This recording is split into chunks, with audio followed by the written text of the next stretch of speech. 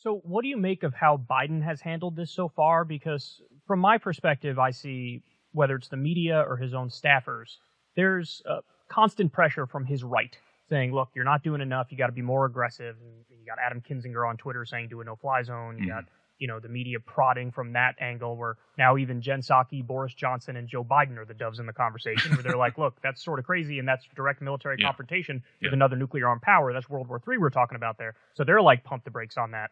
But the difficult thing for Biden is he has to find a way to deter without escalating. And that's a very hard line to walk. And so, from my perspective, I said there's not a single sanction on the books I wouldn't throw at Putin or the oligarchs to try to, crack down on them. But anything that goes after the civilians does have unintended consequences and that it could backfire. And then also from the moral perspective, like you said, that's a big issue. I mean, we're 0 for 9 when it comes to these crippling sanctions and having people turn on their governments, whether it's Venezuela, Cuba, Iran, or whatever. So what do you think of how Biden walked that line? Because I think he's done an okay job, maybe better than I expected, but still not great. Yeah, I mean, I think first on what you said about, always in Washington, you're going to have pressure from the right. And, you have all these columnists and, some members of Congress for whom the argument is always escalation. We need to escalate. We need to be stronger. Got to be tougher. And if that doesn't work, then obviously it just means we weren't tough enough or we didn't escalate enough. It's just this unfalsifiable argument. But I do think that the Biden team and the president himself made some very important steps early on. One was taking troops off the table.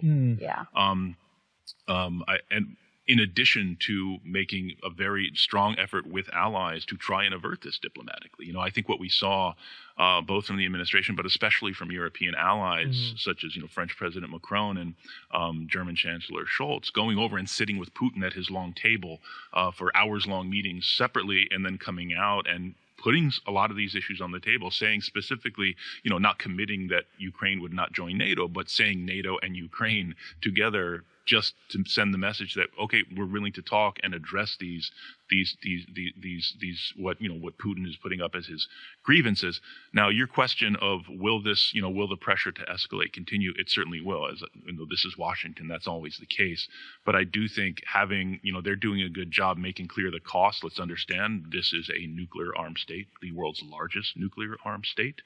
And a no-fly zone, as much as some people might imagine this is a kind of invisible force field that we just press a button and put over a country. That is not how it works. This involves shooting down Russian planes, being in combat with Russia, being at war with Russia.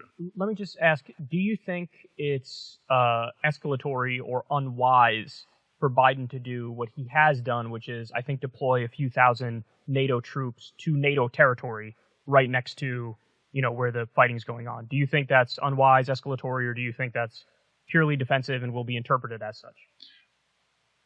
From my point of view, I think it's a good move, both to reassure those allies and for Putin to understand we have a defense alliance with NATO countries. It is a defense alliance. So you don't think they view it as escalatory? They may view it as escalatory. They may be concerned about it, but in my own view, this is not the thing that made Putin's mind. It seems very clear that he had over 150,000 troops on the border of Ukraine already.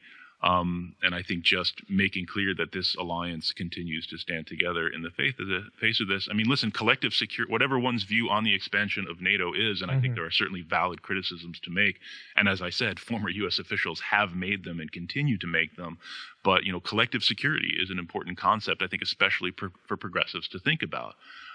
So I think the steps that President Biden has taken up until now are pretty good ones. But I would also say, they did an enormous amount of work in the months and weeks leading up to this invasion just to coordinate with allies, to coordinate with the UN, coordinate in Europe and in Asia. And they put some very serious sanctions on the board. So I think right now it's watching to see what Putin's response will be.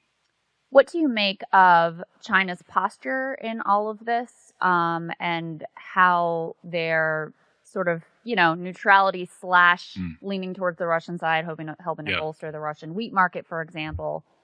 What does this mean for broader geopolitics moving forward from this crisis? Right. No, I think the